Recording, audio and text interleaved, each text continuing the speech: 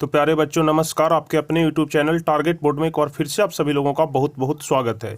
तो चलिए समय हो चला है और आपके सामने हम एक बार फिर से हाजिर हैं बिहार बोर्ड 2021 परीक्षा के लिए मॉडल प्रैक्टिस सेट लेकर के, जिसमें आज हम आपको संस्कृत के मॉडल पेपर को सॉल्व कराएंगे और संस्कृत के चौथे नंबर मॉडल सेट को, क्योंकि इसके पहले हम 3 मॉडल सेट ऑलरेडी सॉल्व करा चुके हैं। तो आज हम लोग चौथे नंबर मॉडल सेट को देखेंगे, जिसमें कुल 50 महत्वपूर्ण ऑब्जेक्टिव क्वेश्चन दिए गए हैं। ऐसे हम आमतौर पर 40 क्वेश्चन का ही रिवाइज कराते थे, 40 क्वेश्चन को ही सॉल्व करते थे, लेकिन आज के इस सेट में हम लोग 50 क्वेश्चन को देखेंगे। इसलिए थोड़ा आज का जो सेशन होने वाला है थोड़ा फास्ट सेशन होगा, थोड़ा जल्दी जल्दी से हम क्वेश्चन को बताएंगे ताकि वीडियो अधिक ज़्यादा लंबा ना हो। तो चलिए, सारे क्वेश्चन इंपॉर्टेंट क्वेश्चन होंगे, सारे क्वेश्चन वीवीआई क्वेश्चन होंगे और सारे क्वेश्चन न्यू पैटर्न पर आधारित होंगे, इसलिए आप लोग एक एक क्वेश्चन को ध्यान में रख करके याद करते जाइएगा। तो चलिए हम लोग शुरू करते हैं और बारी बारी से एक एक क्वेश्चन को देखते हैं। तो सबसे पहले हम आपको बता दें, यदि आप लोग क्वेश्चन का आंसर जानते होंगे तो नीचे लाइव चैट में बताते चलिएगा। तो जल्दी आप लोग नीचे लाइव चैट में एक्टिव हो जाइए और एक एक क्वेश्चन का आंसर वहां से बारी बारी से आप लोग बताते चलिएगा। तो चलिए, सबसे पहला नंबर क्वेश्चन हम लोग देखेंगे कि विनय को कौन मारता है। सारे क्वेश्चन आपके बुक से ही होंगे और व्याकरण खंड से होंगे, ध्यान रखिएगा। पहला नंबर क्वेश्चन है, विनय को कौन मारता है। ऑप्शन ए सही होगा सुकृति, की बी है अपकृति, की सी है आकृति, की डी है अनाकृति। बताइए पहला का कौन सा ऑप्शन सही होगा। तो ध्यान रखिएगा, विनय को आकृति मारता है, पहला का सी नंबर ऑप्शन सही हो जाएगा। दूसरा नंबर क्वेश्चन है, मंदाकिनी नदी किस पर्वत के निकट बहती है। मंदाकिनी नदी किस पर्वत के निकट बहती है, दूसरा का कौन सा ऑप्शन सही होगा। तो ध्यान रखिएगा, मंदाकिनी नदी चित्रकूट पर्वत के निकट बहती है। ठीक है, मंदाकिनी नदी चित्रकूट पर्वत के निकट बहती है, दूसरा का सी नंबर ऑप्शन सही हो जाएगा। चलिए तीसरा नंबर क्वेश्चन, बनमाला भवलाकर किस काल की संस्कृत कवित्री थी। बनमाला भवालकर किस काल की संस्कृत कवित्री थी। बताइए तीसरा का कौन सा ऑप्शन सही होगा। तो ध्यान रखिएगा, बनमाला भवालकर वर्तमान काल की संस्कृत कवित्री थी, तीसरा का डी नंबर ऑप्शन सही हो जाएगा। साथ ही साथ यदि आप लोग को वीडियो अच्छा लग रहा हो तो वीडियो को लाइक जरूर करिएगा और जो भी स्टूडेंट चैनल पर नए होंगे, चैनल को पहली बार देख रहे हैं, वह सभी लोग चैनल को जरूर सब्सक्राइब कर लीजिएगा ताकि आगे के भी सभी वीडियो का नोटिफिकेशन आपको मिल सके। चलिए चौथा नंबर क्वेश्चन हम लोग देखेंगे, ऋषि गौतम ने किस दर्शन की रचना की। ऋषि गौतम ने किस दर्शन की रचना की, चौथा का कौन सा ऑप्शन सही हो जाएगा। तो ध्यान रखिएगा, चौथा का बी नंबर ऑप्शन सही होगा कि ऋषि गौतम ने न्याय दर्शन की रचना की। ठीक है, ऋषि गौतम ने न्याय दर्शन की रचना की। चलिए पांचवा नंबर क्वेश्चन, दुख का विषय क्या है। ठीक है, दुख का विषय क्या है, पांचवा का कौन सा ऑप्शन सही होगा। तो ध्यान रखिएगा, दुख का विषय अशांति है। यदि कोई व्यक्ति शांत नहीं रहता है, उसे अशांति होती है, तो यह उसके दुख का विषय है, पांचवा का सी नंबर ऑप्शन सही होगा। चलिए छठा नंबर क्वेश्चन है कि कैसे पुरुष सभी जगह सुलभ होते हैं। ठीक है, कैसे पुरुष होते हैं जो सभी जगह सुलभ होते हैं। सत्यवादी की, कटुवादी की, प्रियवादी की, यथार्थवादी। छठा का कौन सा ऑप्शन सही हो जाएगा। तो ध्यान रखिएगा, सत्यवादी पुरुष सभी जगह सुलभ होते हैं, यानी कि सभी जगह आसानी से मिल जाते हैं। कैसे पुरुष, सत्यवादी पुरुष। चलिए सातवां नंबर क्वेश्चन, वेद रूपी शास्त्र क्या होता है। वेद रूपी शास्त्र क्या होता है, अनित्य होता है कि नित्य होता है कि कृत्य होता है कि भृत्य होता है। सातवां का कौन सा ऑप्शन सही होगा।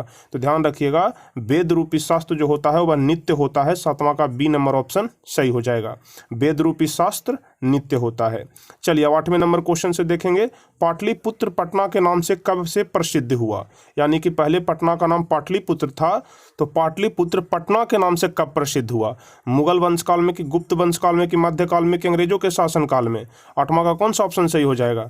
तो ध्यान रखिएगा, आठवां का सी नंबर ऑप्शन सही होगा कि पाटलिपुत्र पटना के नाम से मध्य काल में प्रसिद्ध हुआ। पाटलिपुत्र पटना के नाम से मध्यकाल में प्रसिद्ध हुआ। चलिए नौवां नंबर क्वेश्चन, वीरेश्वर कौन था। बहुत ही ज़्यादा कॉमन क्वेश्चन है, इंपॉर्टेंट क्वेश्चन है, हमेशा पूछा जाता है। वीरेश्वर कौन था, मिथिला का राजा था कि मिथिला का मंत्री था कि मिथिला का राजकुमार था कि मिथिला का संतरी था। बताइए नौवां का कौन सा ऑप्शन सही होगा।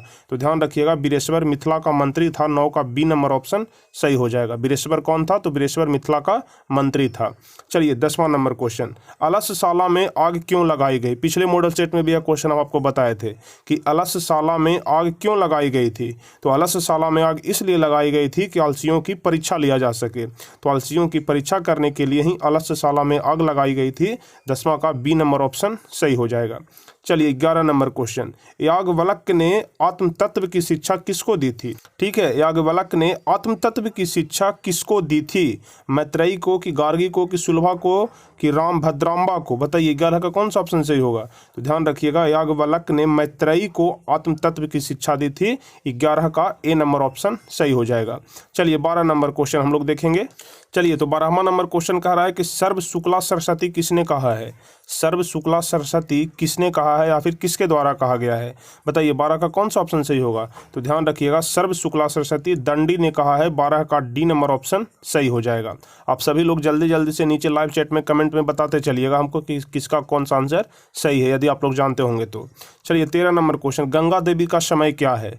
गंगा देवी का समय क्या है, 14वीं सदी की, 8वीं सदी की, 9वीं सदी की, 12वीं सदी। 13 का कौन सा ऑप्शन सही हो जाएगा। तो ध्यान रखिएगा, गंगा देवी का समय है 14वीं सदी, 13 का ए नंबर ऑप्शन सही होगा। चलिए, 14 नंबर क्वेश्चन है कि आधुनिक काल की संस्कृत कवित्री कौन है। आधुनिक काल की संस्कृत कवित्री कौन है। तो ध्यान रखिएगा, 14 का डी नंबर ऑप्शन सही हो जाएगा कि पंडिता क्षमा राव आधुनिक काल की संस्कृत कवित्री हैं। ठीक है, पंडिता क्षमा राव आधुनिक काल की संस्कृत कवित्री हैं। चलिए, 15 नंबर क्वेश्चन कह रहा है कि किसके गीत देवता भी गाते हैं। ठीक है, किसके गीत देवता भी गाते हैं। तो जाहिर सी बात है, भारतवर्ष के गीत देवता भी गाते हैं। 15 का ए नंबर ऑप्शन सही हो जाएगा, भारतवर्ष के गीत देवता भी गाते हैं। चलिए, 16 नंबर क्वेश्चन। 16 नंबर क्वेश्चन कह रहा है कि प्राचीन संस्कृति की पहचान किससे होती है। ठीक है, प्राचीन संस्कृति की पहचान किससे होती है। तो ध्यान रखिएगा, प्राचीन संस्कृति की पहचान यानी कि पौराणिक संस्कृति, जो पहले संस्कृति था, उसकी पहचान संस्कारों से होती है। 16 का बी नंबर ऑप्शन सही हो जाएगा। ठीक है, प्राचीन संस्कृति की पहचान संस्कारों से होती है। 17 नंबर क्वेश्चन है कि सीमंतोन्नयन किस प्रकार का संस्कार है। ठीक है, सीमंतोन्नयन किस प्रकार का संस्कार है। तो ध्यान रखिएगा, 17 का ए नंबर ऑप्शन सही हो जाएगा कि सीमंतोन्नयन जन्म पूर्व संस्कार है, यानी कि जो संस्कार जन्म के पहले दिया जाता है उसी को सीमंतोन्नयन संस्कार बोला जाता है। तो ध्यान रखिएगा, सीमंतोन्नयन जन्म पूर्व संस्कार है। 17 का ए नंबर ऑप्शन सही होगा।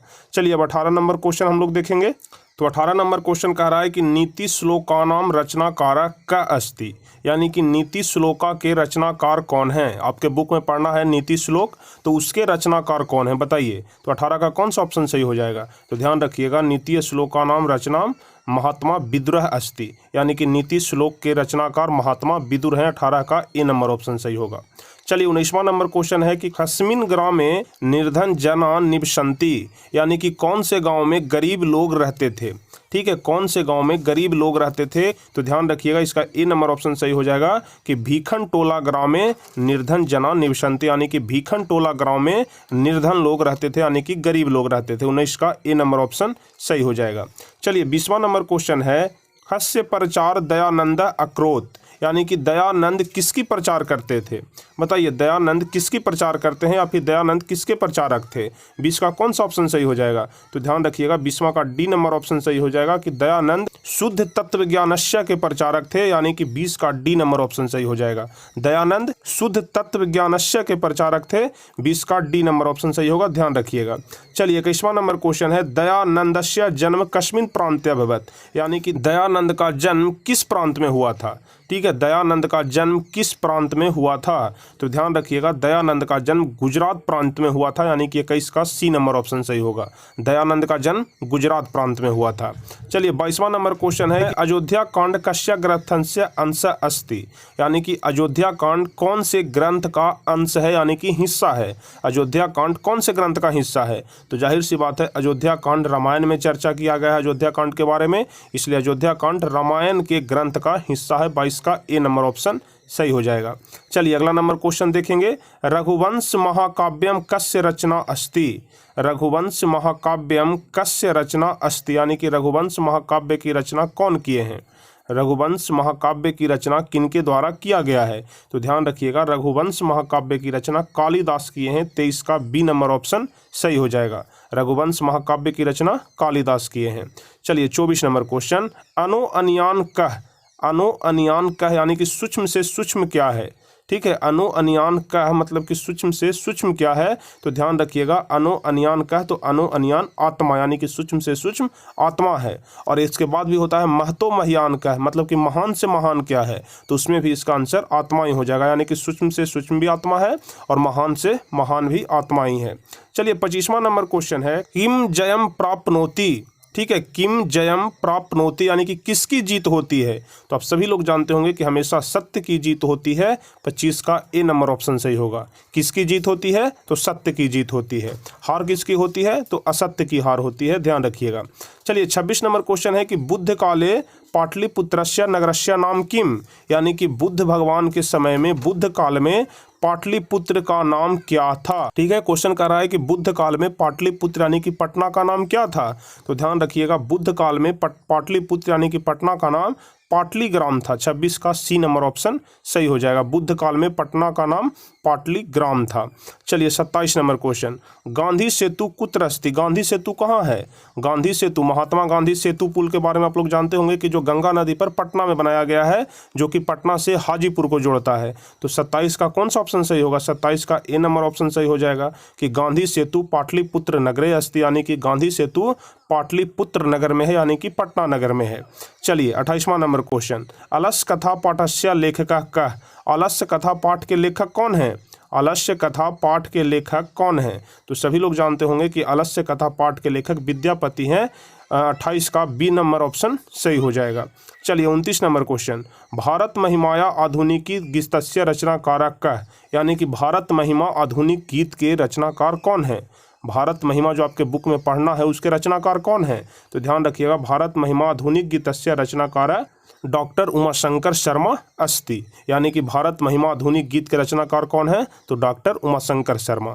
चलिए अगला नंबर क्वेश्चन देखेंगे, क्वेश्चन नंबर 30, कति पुराणानि सन्ति, यानी कि पुराण की संख्या कितने हैं? बताइए। आप लोग पुराण के बारे में जानते होंगे, तो पूछा जा रहा है कि कति पुराणानि सन्ति, यानी कि पुराणों की संख्या कितनी है? तो ध्यान रखिएगा, पुराणों की संख्या 18 है। अष्टादश, अष्टादश मतलब होता है 18, यानी कि पुराणों की संख्या कितनी है? तो 18 है। चलिए 31 नंबर क्वेश्चन, नीति श्लोक का नाम रचनाकारक का अस्ति। आपके बुक में पढ़ना है ना नीति श्लोक, तो उसके रचनाकार कौन है? नीति श्लोक का नाम रचनाकारक का अस्ति, यानी कि नीति श्लोक का नाम के रचनाकार कौन है? तो ध्यान रखिएगा, नीति श्लोक का नाम रचनाकार महात्मा विदुर अस्ति। 31 का ए नंबर ऑप्शन सही हो जाएगा। चलिए 32 नंबर क्वेश्चन, भारत महिमा पाठस्य रचनाकारक का? भारत महिमा पाठ के रचनाकार कौन है? भारत महिमा पाठ के रचनाकार कौन है? तो ध्यान रखिएगा, भारत महिमा पाठ के रचनाकार हैं महर्षि वेद व्यास। 32 का सी नंबर ऑप्शन सही हो जाएगा। जितने भी चैप्टर हैं और उसके लेखक कौन हैं, उनकी रचना कौन की है, सारे आप लोग ध्यान से याद कर लीजिएगा, क्योंकि अधिकतर क्वेश्चन इसी से आते हैं कि किसके कौन चैप्टर के रचनाकार कौन है। जैसे देखिए, अभी तक हम आपको 4-5 क्वेश्चन बता दिए हैं। यहाँ पर आपसे पूछा जा रहा था कि भारत महिमा पाठ के रचनाकार कौन है? तो महर्षि वेद व्यास। चलिए 33 नंबर क्वेश्चन, दलितस्य पुरुषस्य नाम किम आसीत्?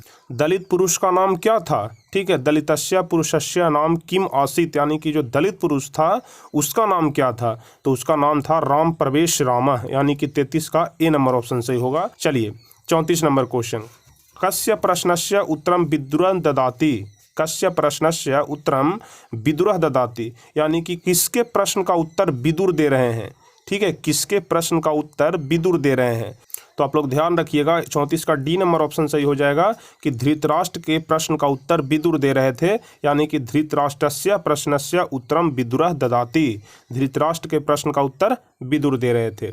चलिए 35 नंबर क्वेश्चन कह रहा है, कति संस्काराः भवन्ति, यानी कि संस्कार कितने हैं? आपको हम पिछले दिन भी बताए थे कि संस्कार कितने होते हैं संस्कृत में। आप लोग ध्यान रखिएगा, संस्कार 16 होते हैं और 16 को संस्कृत में षोडशः बोला जाता है, यानी कि संस्कार षोडशः भवन्ति, संस्कार 16 होते हैं। चलिए 36 नंबर क्वेश्चन, रामायणम ग्रंथस्य रचनाकारक का अस्ति? रामायण ग्रंथ के रचनाकार कौन है? रामायण ग्रंथ किनके द्वारा लिखा गया है, या फिर रामायण ग्रंथ के रचनाकार कौन है? तो बहुत ही आसान क्वेश्चन है, आप लोग जानते होंगे कि रामायणम ग्रंथस्य रचनाकार वाल्मीकि अस्ति। 36 का सी नंबर ऑप्शन सही होगा। रामायण ग्रंथ के रचनाकार कौन है? तो वाल्मीकि हैं।